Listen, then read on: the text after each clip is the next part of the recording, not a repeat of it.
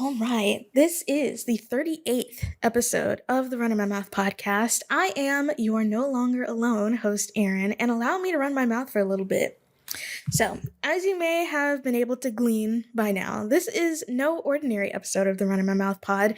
It is a very special episode because I am, for once, not alone and yapping in my living room. I am joined by a guest, yapping in a band practice room. Today's episode is audio only because my video setup is not very mobile, and this is probably the first time I'll say this, but if you're listening to the audio only version of the podcast, you are getting the full story this time. Congratulations. If you didn't know, this podcast is available on Spotify, Apple Podcasts, and YouTube Music alongside the YouTube channel if you want to use this as your hangover cure, since this episode drops bright and early New Year's Day morning. Happy 2025, by the way. Let's hope it doesn't kill us. And if it sounds like I am reading from a script, I am, because today's guest deserves a proper, thought-out introduction. Today, I am joined by Lacy, someone who's been part of the Jackson underground music community for a decade. If the name doesn't ring a bell, then you'll probably recognize her as the bassist for the bands Kicking and Clitter Critters. Lacy is, unfortunately for all of us, departing for the greener pastures of Buffalo, New York. Before leaving, though, Lacy reached out to me wanting to share a bit of her story on this here podcast, and I thought it was a great idea. So, without further delay, here's the episode. Well, this episode of the Running My Mouth podcast is very special because usually it's just me in my living room just yapping at the camera, but now I have a guest, Lacy. Hi, everybody. So great to talk to everybody. Yeah, this is exciting. I know. Oh, it's not totally unprecedented. I had a podcast where I had a co-host, so, I guess I am sort of used to it, but I haven't done this in, a while. But a little while ago, Lacy reached out to me on Instagram because you are moving away. I am. I'm moving away from Jackson after living here for a little over 12 years. Mm-hmm. Yeah. And so, I've seen the music scene evolve a lot in the 12 years that I've been here. About 10 of it was involved in it. I don't want to say kind of because I was involved in it. Mm-hmm. And I know that you've been really involved relatively recently in good gigs and really, really promoting new bands and stuff around. So I thought it might be an interesting conversation for us to have as somebody who is going to continue being really active in the scene and somebody who is sadly leaving the scene. I guess, that is kind of a good way to put it. I mean, honestly, all of this just kind of fell in my lap. It's so weird. I never really set out to do any of this because I was kind of saying it beforehand, but I had a podcast before with a friend. We're no longer friends, but I still want a podcast. Yeah. So I started doing it myself, and I was just kind of talking about things that I was doing, and I started going to shows a lot. And I just kind of started talking about that, and it kind of snowballed. Measureless Aeons sent me their demo early, and I thought that was so cool. And I was like, wow, I didn't even think people were really listening to this, but I guess they are. It's having an impact. And I was like, okay, maybe there is something there. Yeah. And so I feel like you can continue to just do this and promote bands and make it a thing. And when I think about somebody like you, that's kind of, I look at it as archiving the history of the music evolution in Jackson. And that kind of stuff is important. And so somebody like you that might in the future, make a point to interview bands when they come into town and then just have a little snippet of that on your podcast while you talk about other things is a way, one, to promote bands coming through town. It makes bands want to come through town when they see, oh, there's a podcast in town and I can go and talk with them and I'll get a little bit of a push and promote my music. And it's also, I think, just kind of good for the scene to kind of grow it here, because Jackson is a hard place to get what I would consider the alternative music scene in a variety of aspects to come through the state. It's very easy for country to come through the state, or really fantastic cover bands make a lot of money going through the state. There are some hip hop acts that make good money coming through the state, but when it comes to bands that I'm involved with, which are shoegaze bands, hardcore bands, I'm into like synth goth music. Yeah. There's not a lot of that coming through town. No. And even like regional acts, like trying to get mid-level bands. One of my favorite bands, Soft Kill. They'll come to New Orleans, they'll go to Birmingham, but nobody's coming through Jackson No. unless it's like an emergency, like they have to stop through on like a Wednesday to get to another gig. That kind of seems to be the place that Jackson is in now, which is okay. But when those bands come through town, like on Tuesday, Wednesday, Thursdays, like making sure that when they're here, we do a good job of representing the city. That's like what I want to see continue. Because and I have been seeing that in the scene, so that's really good. Well, I'm glad to hear. Well, let's kind of take it back a little bit. Sure. I understand you're not from here, obviously. Correct. So how did you find yourself here? A job. So I have a master's degree in library science. I'm a librarian by trade. It's what pays for my dog food and my cat food is what I like to say. And so I was looking for a full-time job with benefits. And I was looking for a job in New Orleans, and a job in Mississippi kind of came up on the listserv that I was looking at. And I was like, why not? I said I would move anywhere in the United States except for North Dakota and Florida. Really? I've changed my stance on North Dakota. Okay. I would go there, but I really still don't want to live in Florida. Yeah, me neither. Too many gators, too many pythons. Hurricanes, bugs. I'm just like hard pass on that. Even though there are good pockets of scenes in Florida for sure. There's a really great band called Pipe Dreamer that's out of Florida that Kicking really loves. Jonathan Nunez from Torch, who worked on our record, he is also based in Florida. So Florida has a good scene, but not for me. But yeah, that's how I landed here. Was a job at I had a job at the Mississippi Library Commission, which is the state library. We help public libraries all across Mississippi do a lot of a variety of different things. So yeah. Well, that's interesting, especially considering how, the jobs of librarians have kind of evolved over time. It's not just books anymore. Oh, heck no. No, it's a lot of different things. It's social services, if we're going to be honest. That's a big area that public libraries in particular have stepped into to pick up the slack for a lack of support for social services in other sectors of the community. So you moved here, you say, about 10 years ago. Yeah, a little over 12 years ago. Just as the alcohol ABV changed in Mississippi and got higher. Really? Yep, it had just changed when I moved here. You can all thank me for moving here, for raising the ABV, so you all get craft beer now. But yeah, the craft beer legislation had just changed in the state when we moved here. Interesting. I didn't even know anything about that. So I guess beer could only be like a certain... Yeah, it had to be a lower percentage beer. The change happened in 2012. Interesting.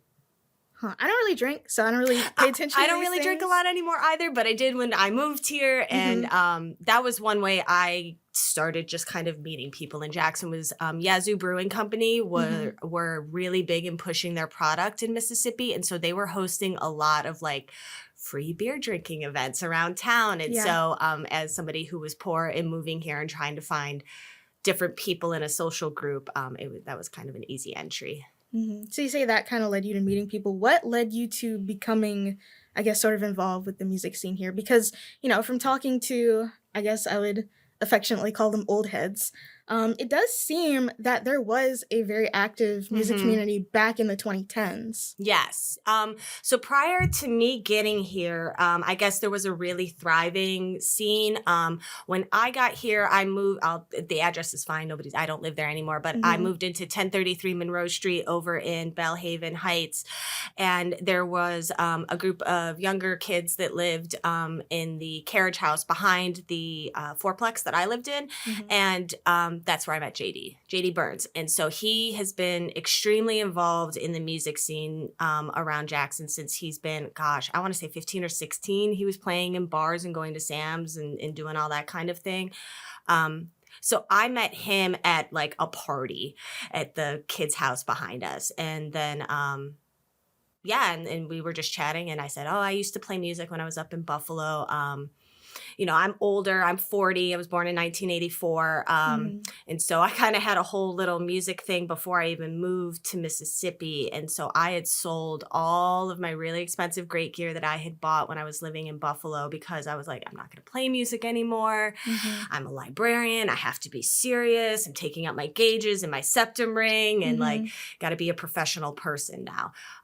But then JD made me realize I didn't have to always be a professional person. So yeah. That's fun. And then I had to rebuy stuff, and I'm still rebuying stuff. I still don't have as nice of gear as I used to, but all of that nice gear was put on a credit card that I had to pay off for a very long time. Oh, man. And that's where my sleeve was paid for, too. Sleeve by credit card. Wow. Tattoo sleeve, yeah. And so after you met JD, what kind of led from there? How did you, I guess, did you end up meeting, more people? Yeah. I did. I ended up meeting more music people through JD and hanging out just with the friends associated with the kids that lived at 1033. Danny Miller and Angela Miller, they were living back there, and so they were the people that I met. And then through JD, I met Chris Morrison, who he had played in a bunch of bands with, as well as Sarah Grace Shepherd, who plays in Kicking with me, and Chrissy Valentine, who I guess would be considered an old head in the scene, but she's young. Was young when she was in the scene, still young to me. And so JD told me that I should go out to see this band that Chris Morrison, Chrissy Valentine, and Sarah Grace were in called No Ma'am. They were playing at Martin's before Martin's expanded. So they were playing in like this side room that was a lot smaller then. And I went and I saw them, and I had had a few drinks. I had to have some liquid courage before I went up to Chris Morrison and Sarah Grace and Chrissy, and I just kind of was ballsy because I hadn't played bass in probably like 4 or 5 years at that point, seriously. And I was like, your band would be a lot better if it had a bass player in it. You should, if you want a bass player, just let me know. And then it happened. Well, JD said they were kind of thinking about it, and it was true. It was just keys, guitar, and drums at that point. And so bass really did help kind of just ground that band. If it hadn't been me, they should have gotten another person. But that was the first band I joined. Really when I came to Jackson. And we played opening night at Big Sleepy's, which was a punk rock venue downtown that Caleb Rowe opened. God, I don't know how much money he probably sunk into that venue, and it was a beautiful disaster is what I like to say. People might have thought it was rough and tough because there really wasn't a bathroom there. You either had to, when there was a porta potty there, you could use the porta potty, or there was a bathroom outside in like a closet that would periodically work. It was very, very punk rock, very DIY. Heidi Rowe bartended there early on. And so, there's actually a YouTube video, I'm pretty sure online, of No Man playing that show with, there's a bunch of other really good bands on that show, that opening night at Big Sleepy's. But yeah, there's a video of me playing, and it's very different than how I play now because I was definitely shaking the rust off with that band. But I appreciate that band a lot because it got me to meet Sarah and Chris and just kind of got me back into playing music in a real way. And as I understand, I think Big Sleepy's, that's the Cathead Distillery now? Or is that something else? No, this is, I think it's like a margarita, like go-go dancer bar. Yes, I know.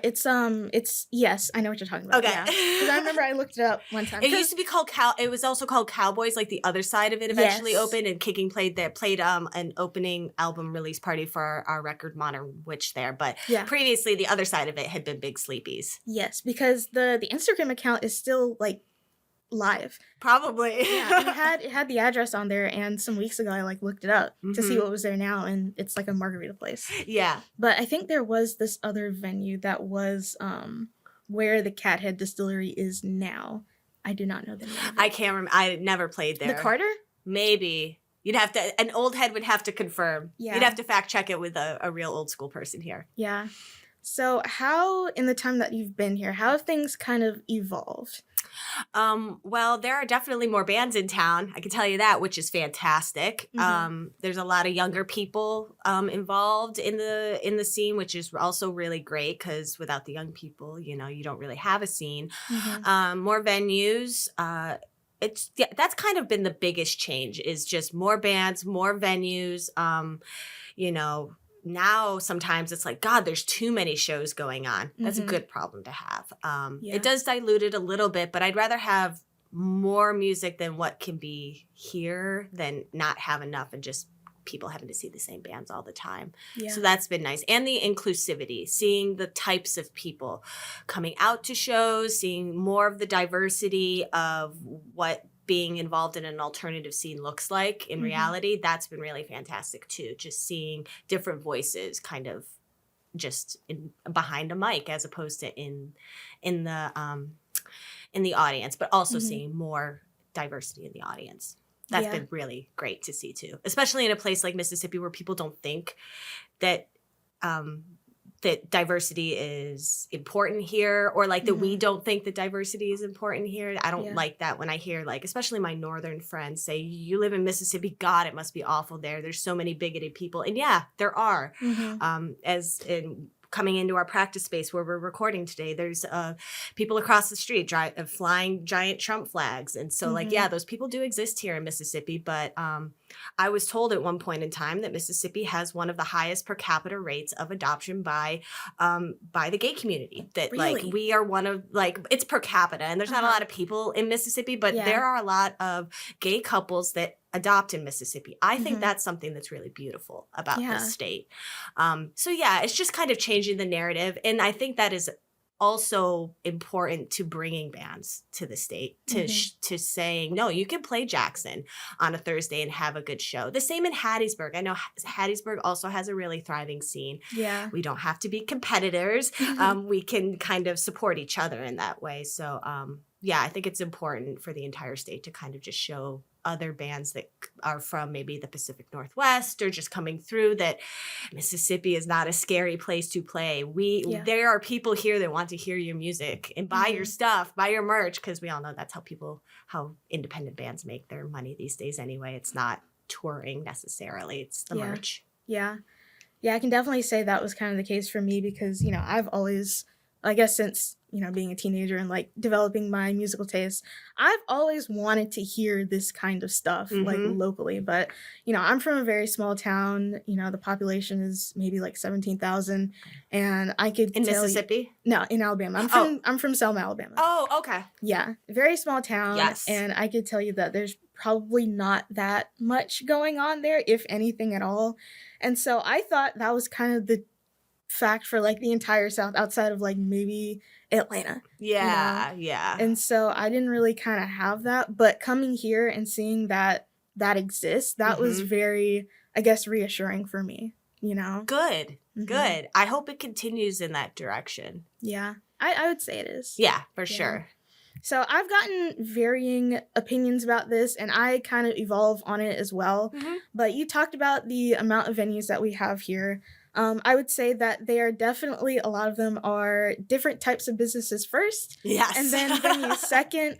Do you think that Jackson would benefit from having a dedicated music venue that specifically caters to that kind of music? It would be fantastic. I don't know how much, if that's financially viable for somebody to do, unless it's a passion project for somebody. I just, right now, I don't know if there's any money in it. Just, it's hard for bands to get their guarantees when they come through town, especially like, you know, mid-level bands and stuff like that. It's hard for a band to get $1,000 guarantee on a Wednesday night here in Jackson. If you couple that with a larger venue and overhead costs, I don't know if Jackson's there yet. I would love to see some kind of like DIY venue, similar to a Big Sleepy's, but like not like in downtown Jackson where there's like no parking or something like that. Because there are lots of like DIY venues all across the South that do well, and that's just what they are. Is like they're for punk bands that come through town. I'd love to see something like that develop here. I don't know how that could develop, but it wouldn't. I don't think there's like a real business for somebody to create a new venue like that. I do know down in like Hattiesburg and maybe Starkville, they have like a lot more house shows. Yeah, the house show scene.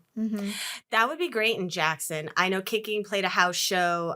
We've played a few house shows. We've also like had the cops called on us at house shows, and and the party got shut down. So like, for a band like Kicking, that's probably doesn't really work a house show because we are so loud.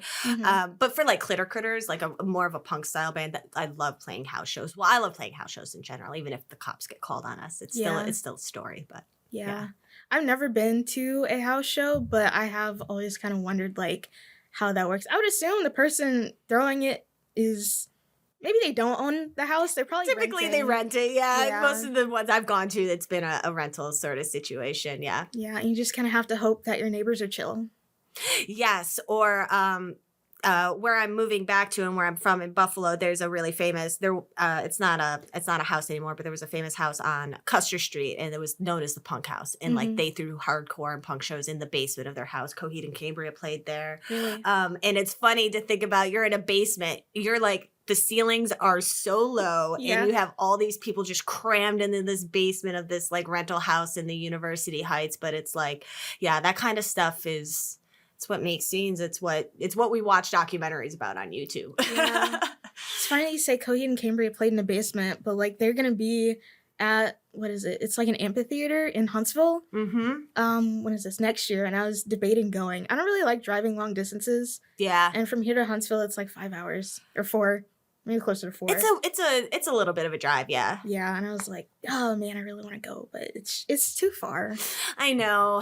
I'll go to like I went and saw Soft Kill in New Orleans when they came relatively recently with Bobby and Sarah. But that's kind of like about as far as I'm gonna drive for the most part. Yeah, like I'll go to New Orleans, I'll go to Memphis because they're both about 3 hours. Yeah. Birmingham. The traffic in Birmingham is a nightmare. I know.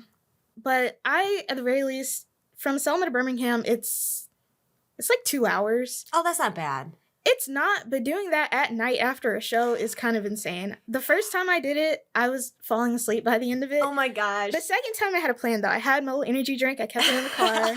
I was sipping it on the way back, and I was fine. But, it's like 2-lane roads. There's no lights. Oh, no. There's no freaking lights. And, like, if you're not accustomed to you have to have a buddy. Yeah. And I was doing this by your myself. buddy can be on deer watch. Like the number of times, like Bobby and I typically will drive together if it's Kicking stuff and we have to drive down, if we're driving back from New Orleans, or not from New Orleans, from Memphis. And I'm typically on deer watch, and we hit a deer like at like 3:00 in the morning on the way home. Luckily it didn't do too much damage to her car, but like deer for real. Yeah. And they just will stand there. And you hit them. Yep. It's crazy. They're no like, self-preservation. Nope. They're like, I want to die. they're emo. They're emo deer. They're just like, I want to stand on the road. Yeah. Take somebody Live else dangerously. They're like, playing chicken. They're like with their buddies. Yeah. Man. Well, you kind of talked about one band that you were in previous called No Ma'am, if I'm correct. How many other projects have you been a part of in your time in Jackson? So I was in No Ma'am, and that band started in like 2015. And then I played with them for a little over a year. And then that band kind of disintegrated after like a really terrible show that we were supposed to have in Memphis at the Buccaneer. Chris got like held up or robbed or something like that. It just turned into a nightmare. And so that band kind of fizzled out. And Sarah, Chris, and I kind of continued to just mess around. And there was like this interim project that we started doing called Jeff Jeffries and the Big Booty Judies. We never put anything out. It was really just kind of like a funny thing for us to mess around with. But while we were still jamming, I am, like I said, born in 1984. I love shoegaze music. I love grunge music. It's kind of like middle school, high school. It's my vibe. And I really wanted to kind of have a shoegaze band here in Jackson. There really wasn't anything like that going on. And so I was sort of started writing riffs at that point in time, and I told Chris Morrison about it. He was really into doing something like that too. One of my favorite movies is this film by Sofia Coppola called The Virgin Suicides. Yes.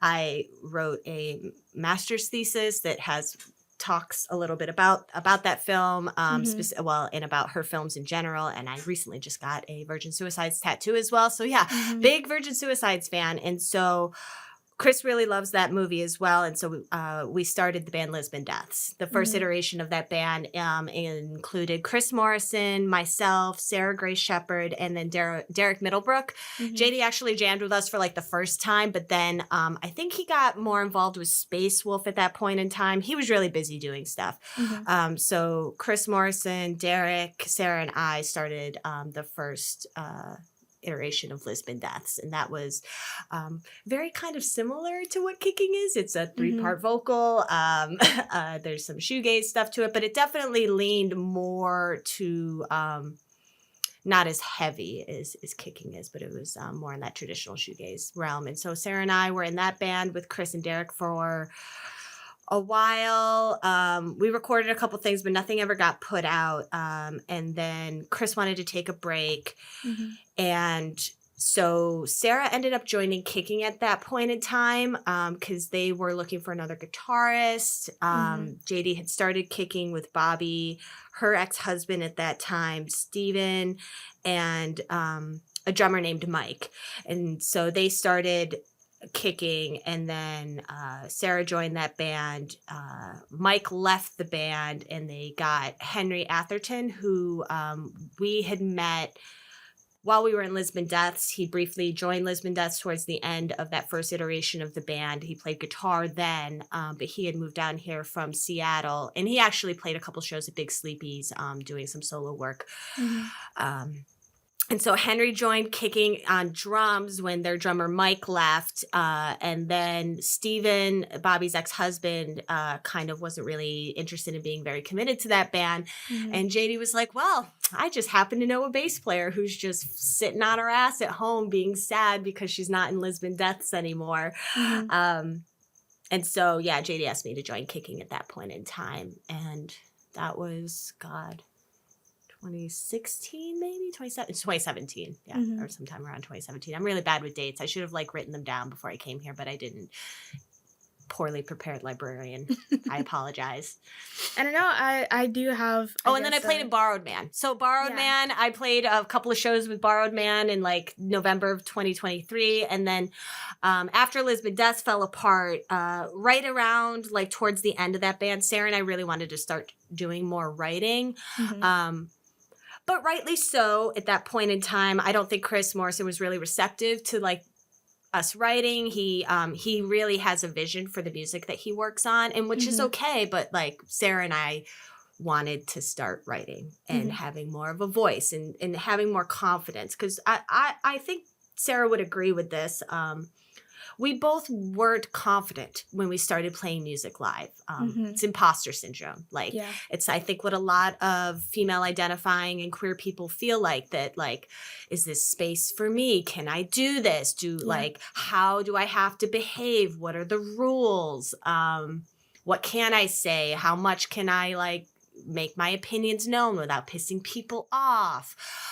Sometimes your safety comes into play when you're playing out shows and stuff like that, what you can and can't say. So yeah, Sarah and I started Clitter Critters towards the end of Lisbon Deaths sort of waning. And so we had that. So I wasn't totally sitting on my ass. She was jamming with me periodically, but I missed having a real playing band. Clitter Critters was still sort of in its infancy in that point. So I've grown Clitter Critters throughout my time with Kicking.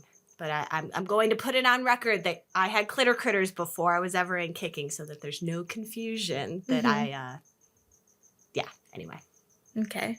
What kind of advice would you give to a person, young or old, who might be wanting to, start playing music live or start their own band or anything like that? Finding somebody. I know what was successful for me was finding a partner who had more experience than I did, so that I felt a little supported as I was learning. And that's what JD and Chris Morrison really were for me in the scene, and Chrissy as well, just kind of they're better musicians than me at this point in time. I learned this through playing sports for a long period of time. If you surround yourself with people who are better than you will become better. Mm-hmm. Full stop.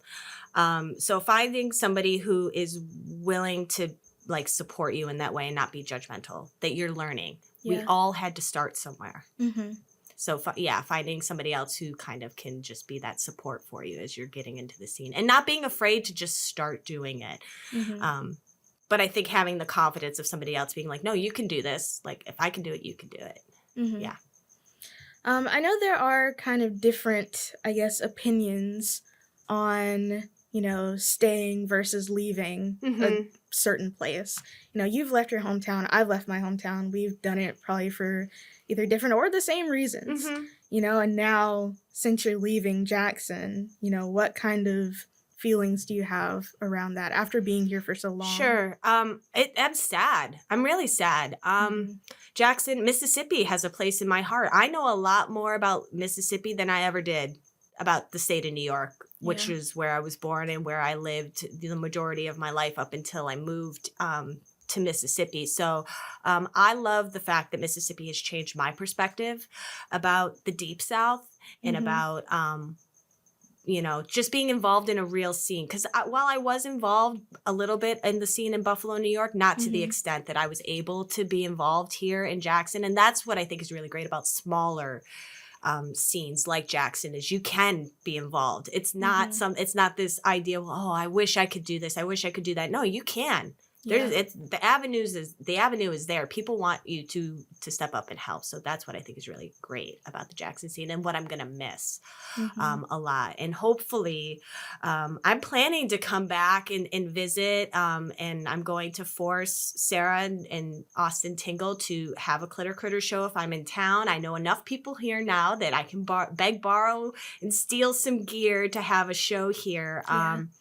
The options to work remotely are there. I'm leaving the door open for Kicking to find a bass player who is here, who can play out with them, whether they want to continue as Kicking or start something different in the same vein, but not call it Kicking. That's up to them. So I've kind of left that open to them. So have they kind of said maybe what their plans might be for the future, or is it just kind of up in the air? They really don't have any plans to my knowledge yet. I think it is still up in the air. JD Burns, our guitar player, he's expecting his second child pretty soon. Like, I don't know when this is going to come out, but the baby is due, mid-January. So we were kind of scheduled to take a little bit of a pause anyway while his wife, Melissa, had their second baby.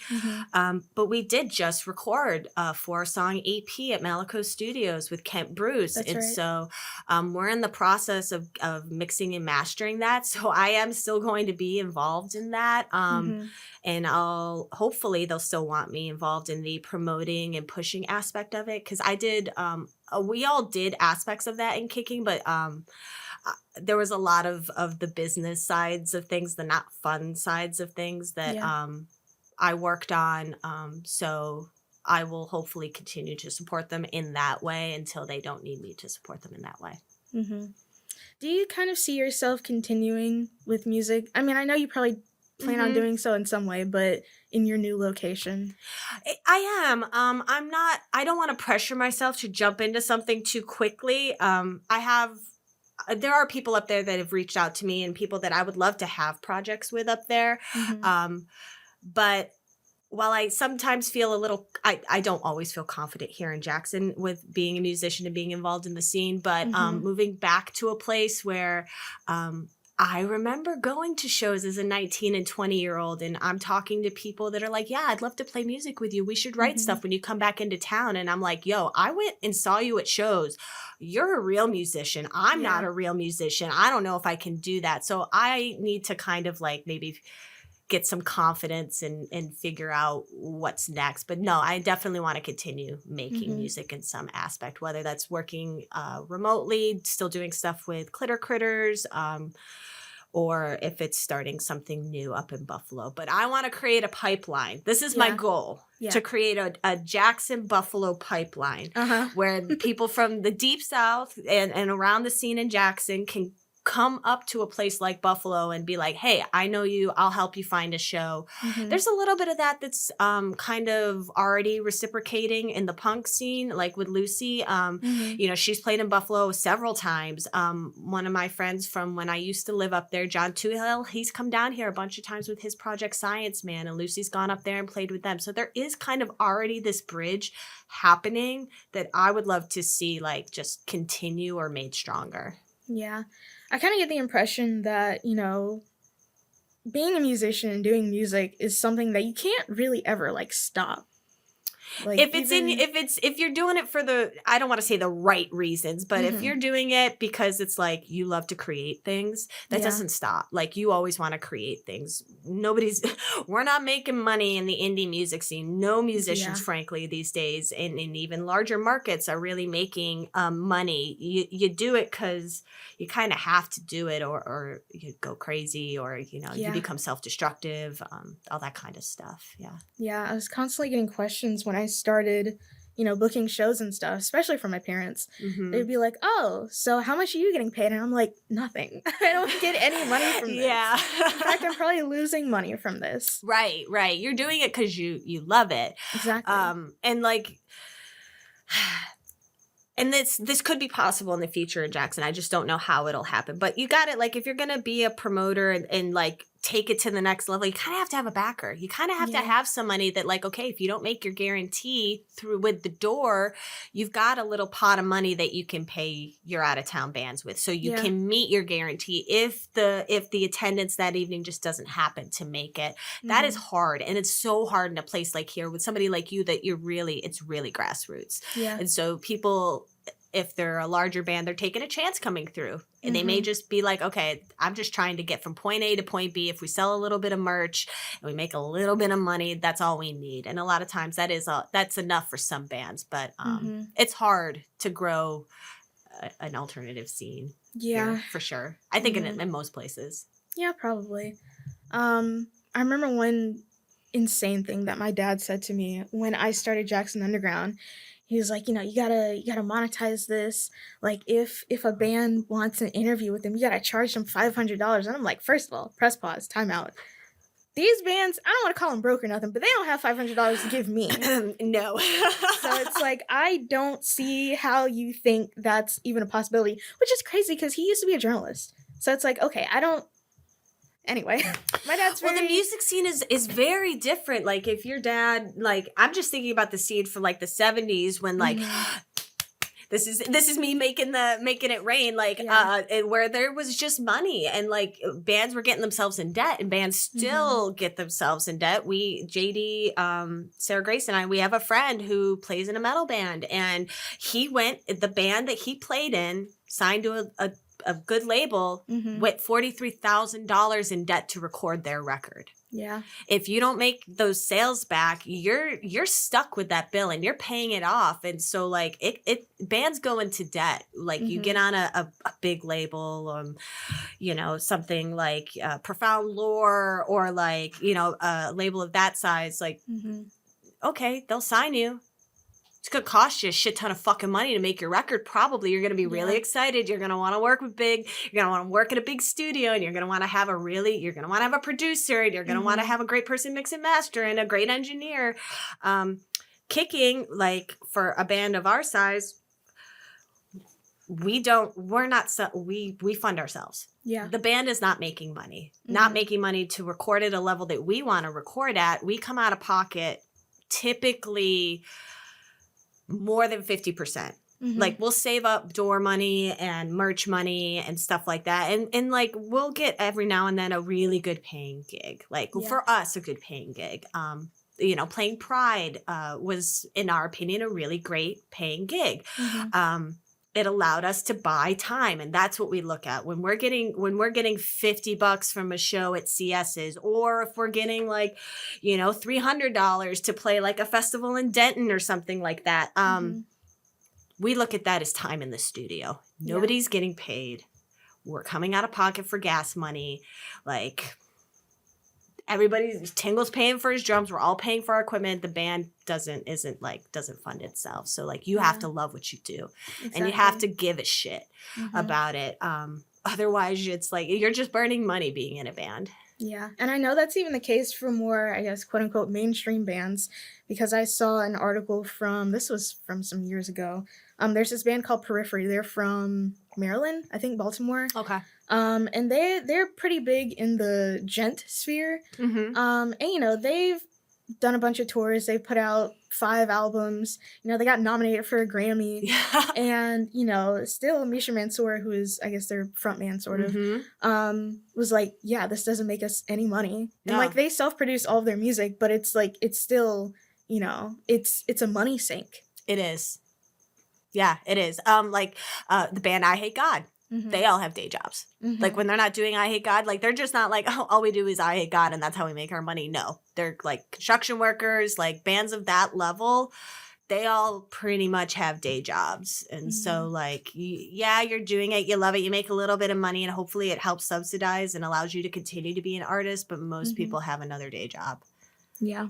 How's your battery doing? We're working on limited battery, folks. We are. I'm on 1 bar, so I'm a little bit scared, but it's fine. It'll probably be fine. Okay, if we get cut off, we'll all know why. Yeah, it was my poor planning. No. But to sort of kind of switch gears, and this is maybe a very sentimental question, but I am a sentimental person. Sure. But do you think you've made an impact here? I hope so. Yeah, if only just to have contributed to the musical history of what the independent band scene has looked like here in Jackson, hearing the quote unquote old heads talk about, old times. I hope people talk about the bands that I've been in that way. Cause of course we all want to the dream is to quote unquote have fuck you money and be smashing pumpkins and you carry a wooden floor around with you. So you get the perfect kind of resonance every time you play someplace. Do they do that? That is a story that JD and I have talked about where Billy Corgan has had a wooden stage brought on tour and stuff like that. Anyway, of course we would love to get to that level where you can do whatever you want. But that's not the reality. And so I like to think if one person has started a band or joined a band because they saw one of my bands play, then I've made an impact. And so I hope I have. I have. I don't know. Do you think I have? I'm just going to be honest. I don't feel like I have been around for long enough to kind of, have any real reading on some of the people here. Okay. I started this podcast, last year? I started going to shows last August or last July or something like that. I forget. Think about the bands you saw when you were young. I didn't see any bands. You didn't see bands when you were young? No, the first concert I ever went to, a Warped Tour or anything like that? No, I wanted to go to Warped Tour so bad, but the height of Warped Tour, I was 9 Warped Tour years old. No, you don't want to go to Warped Tour now. Yeah. I took my 9-year-old sister to a Warped Tour. But when Warped Tour was the thing, I was literally 9. Yeah. So that wasn't happening. Yeah. But the first concert I went to was Panic at the Disco at the BJCC in Birmingham, Alabama.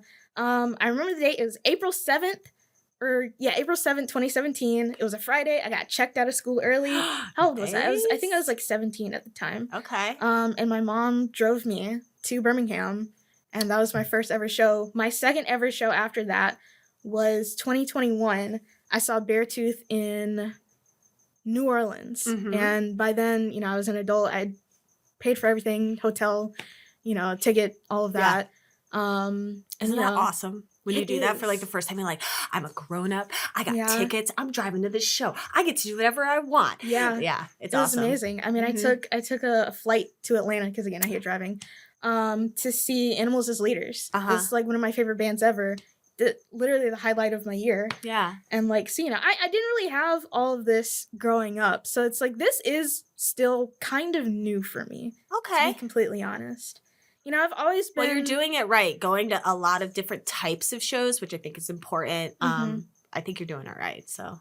Yeah, well, I'm glad to hear that. But, I guess it's kind of like you said, imposter syndrome. Because, I've had, since I've been doing this, people come up to me telling me how much they appreciate what I do. And obviously that feels nice, but it's I don't know, what am I doing, is it really that much, I guess? I don't know. Who else is doing it? Nobody else has a podcast talking about the scene here. Nobody else is well, other people are, but you're one of the people that is running Good Gigs Jackson on Instagram. Social media is king now in the promotional world. You're promoting bands through Good Gigs and promoting music in the scene. That's important. People that give a shit, that's important. And if you truly care, like genuine people just resonate and people see that. Everybody could spot a phony. I can spot a phony. I'll spot them a mile away. Somebody who's just trying to be involved in the scene to like make themselves a more important person versus just like being a fan and loving music and like wanting to make something better. Like, I think you're one of those people that like you want to make something better. And so people are going to like want to surround you with that and have you be involved in their life. So I hope like you still like you continue to do like this kind of thing. Like talk to other bands, get people to like get that history from some of the old heads. Like, I don't know where that stuff's chronicled. None of the young people are going to know like the history of like why the scene is the way it is unless people are telling their stories and it's captured someplace. So I'm a librarian, so I think about stuff like that a lot. Oh man. Yeah, that is a lot to kind of think about. There really isn't anyone else doing this. And I mean, open invitation, anyone who's listening, please come and talk with her. I promise I will not be mad if somebody else starts a podcast or a website. Oh, no. They need to come and talk to you. No. You start the podcast. Anybody else can start another podcast, but if you're coming through and getting promoted by Good Gigs, like start setting up interviews, even at gigs. Like people, you could do this by your car outside of CS's in the parking lot. You could take this and just like interview people at CS's about like why are they here? Like capturing stuff like that, I think is so fascinating, and like that's the kind of shit I watch on YouTube. Like looking at the history of different scenes. Like there's a great PBS documentary about Milwaukee hardcore in like the 80s. That's like fantastic. It's people like you that capture those stories that then get to be shared and other people get to learn about like how scenes evolve and like why this band was important to making this band happen. Like that stuff's important. Context is important. Yeah. That is, I guess, really interesting to think about. I don't know. It might sound weird, but it is sometimes. It feels like maybe not a lot of pressure, but some pressure, given that I am kind of the only person doing this. And it's like, again, I only started Jackson Underground because like 2 people asked me to. I only, started with Good Gigs because again 2 people asked me to. Right. So it's like, I don't know, I guess we just need 2 people to ask me to do something. And then just as long as it keeps feeling good for you, do it. But like just keep doing what you like, because once you start trying to like make it a business and like which that's not something I ever really intended on doing. I have a job. It pays me enough sometimes. Right. And so, I like having hobbies and I like not monetizing those hobbies because, my brother recently started, doing photography and, my mom will disagree, but I feel like she is a little bit more into it because he is, starting a business and starting to try to monetize it, where I'm just like, at shows just snapping for fun, hoping I get a couple good pictures to post on Instagram. So it's like, well, those pictures matter to the bands that you take them of. Yeah, I hope so. It does. Like, and free pictures are great because like we've talked about, a lot of bands, especially bands starting out locally here in Jackson, they don't have money to pay a photographer. Like, and photographers cost a lot. They do. And prior to moving down here, I used to do like alternative modeling. And so I know how expensive it is for photographers to buy their gear, their equipment, and like their costs to do things. And so like, I try to offer to pay people. Like if I want somebody to come and take pictures for like Clitter Critters or Kicking, I'm going to offer them something, whether that's if I, when I was just starting and we really didn't have money, it was I'll pay for you to come to the show. I'll give you some merch. I'll buy you a beer. To like paying people like Brent, who takes photos around town. And his are fantastic. He's fantastic. And he's been a friend of both Kicking and Clitter Critters for, since he started taking pictures around town. And so like... And we're talking about the photographer Brent McQuillan. Yes, I'm sorry. And so, yeah, if we have some money, like... I mean, I do go out of pocket to like pay for him to come. He could probably get a lot more money for his work because his work is fantastic. So he definitely cuts bands a deal to take photos. And he shoots with film. I know. He's great. And so, making sure you can pay other artists. Because, like, yeah, we all want to do bro deals for people and we want to get bro deals. But, like, everybody wants to feel like what they're doing is worth something. Yeah. Even if you're a local band playing for 15 minutes opening for a band, like, you want to feel, even if it's like you're getting $40, you want to feel like, okay, I'm valued by the venue that had me, by the places that, you know, I'm the people I'm bringing for out of town people. Like, you want to feel valued. Yeah. And so I try to, like, make sure other people get value if I ask them to do a favor. Yeah. So, like, today you got a t-shirt and a koozie because I'm not paying you, but I feel like you deserve. Which I probably would have paid for the t-shirt. Well, you're not going to, because I'm giving you one because you're doing this. And so, like, just being, like, respectful to people. Yeah. Yeah. Yeah. It's really interesting what you said about phonies earlier, because I was thinking about, I'm not sure if you heard about this. I feel like most people should have at this point, but the punk rock MBA, that I haven't. absolute shyster. Basically, okay, he's the YouTuber who's, like, you know, making a bunch of videos about, I never really watched him, but he was making a lot of videos about, you know, metal and punk music and stuff like that. And he recently came out and said, like, yeah, I was never into any of this. I did this because I wanted to make money. Now I'm going to go be a LinkedIn influencer, which is insane on its own.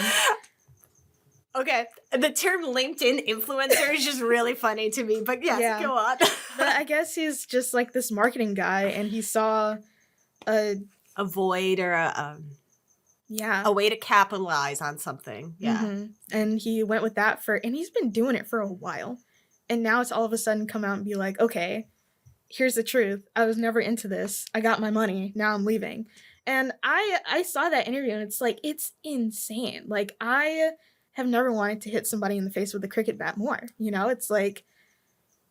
And you know what? He could have just slipped away into the ether. Exactly. He could have just retired. And not doing, exactly. And not just, like, probably, like, hurting people. Like, people being like, well, what the heck? And, like, you know what? Because I'm sure there's, like, a lot of young people who got into heavier music because of him. Right. Only for him to say, like, oh, yeah, I never cared about this. That sucks. And it's like, you know, I saw that and I was like, I could be doing what he's doing and I would, like, actually care about That's it. brave of him, because you know what? People in the punk and hardcore scene don't have problems like you hitting know, people in the face with hitting people in the face with bats, or, like, you know, there's a lot of really smart people in the punk and hardcore scene. You want to get doxxed?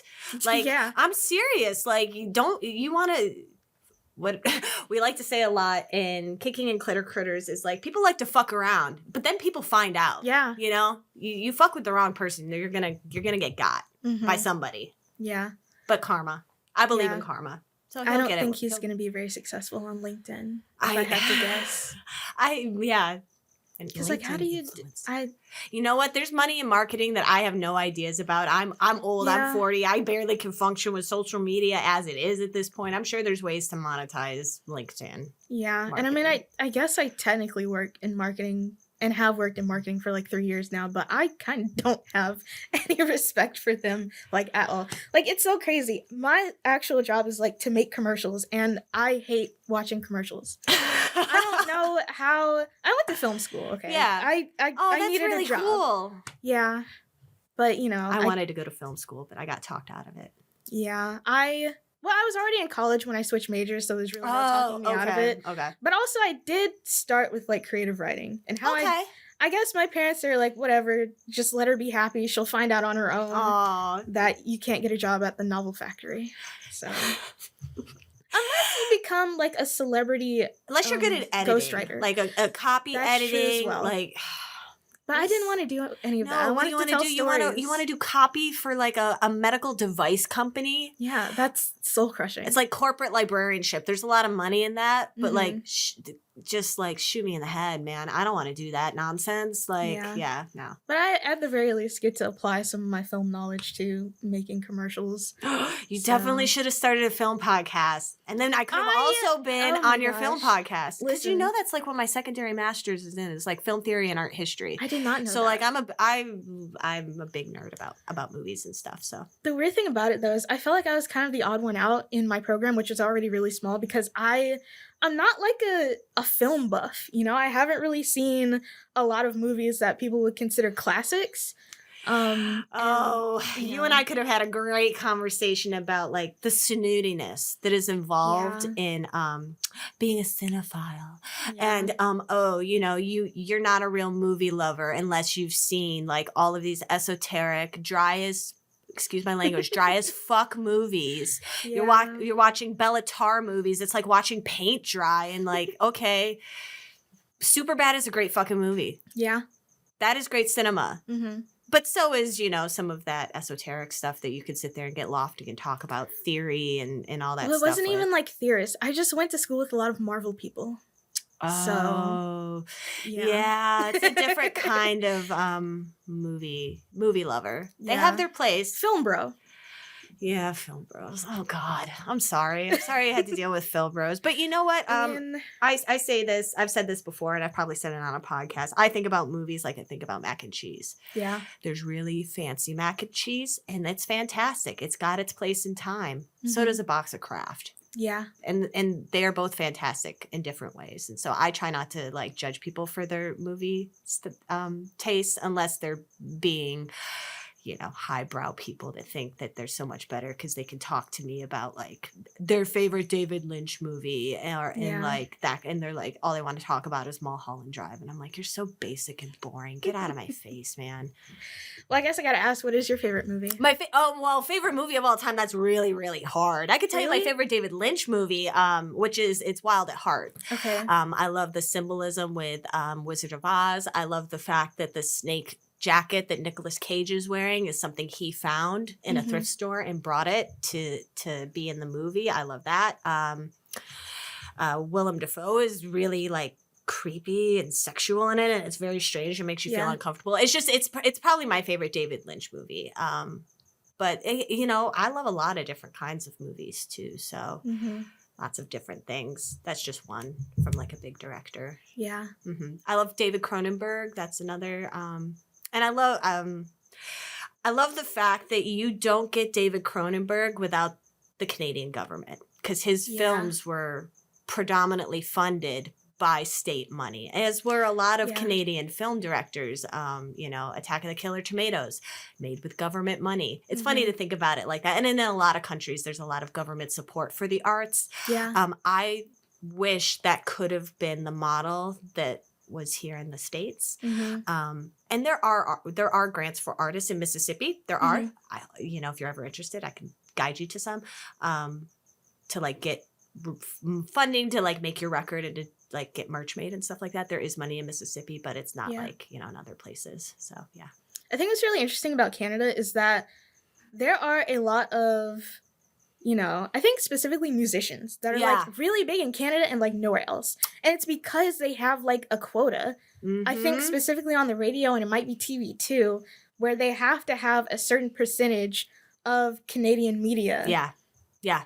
I guess because, American media is just so prevalent. They have to like combat that somehow. We kind of just like vomit all over the entire world, and we're like, our shit's better. Just listen to us. And so I love that model in Canada where it's like, no, you have a quota. You're going to promote the artists and musicians that live in Canada. So one of my favorite Canadian bands is Alexis on Fire.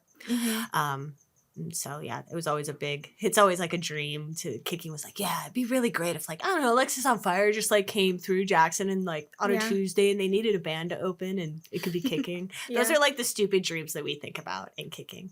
So, well, we are just about an hour here. So I guess, do you have any parting words for, I guess, Jackson? I know it's a couple of weeks until you leave, but any parting last words? I will miss you.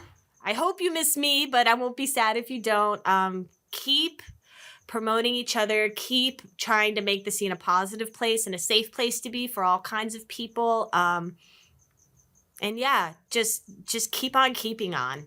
Like, keep up the good fight. We're not going to make any money, but let's make Jackson like a bigger place on the map. And I'm going to do my part up in Buffalo, New York to continue to support the scene here in Jackson. So hopefully you'll see me. Yeah.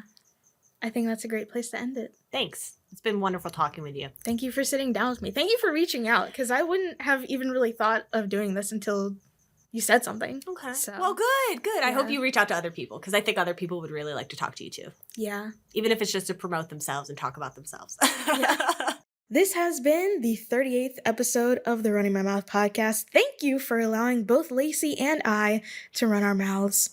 By the way, if you're wondering, the final shows of the current iterations of Kicking and Clitter Critters is Saturday, January 4th at CS's and Friday, January 17th at Sunflower Oven, respectively. These are shows that you're not going to want to miss, not just because these bands put on great shows, but I think it'll be a nice time for the community to get together as a sort of send-off for one of our longtime members. Before I go, though, a little housekeeping. I don't know if these interviews will be a regular thing for the podcast, but if the interest is there and it's feasible enough for me, I will consider it. So, thanks for listening, and I'll see you in the next one.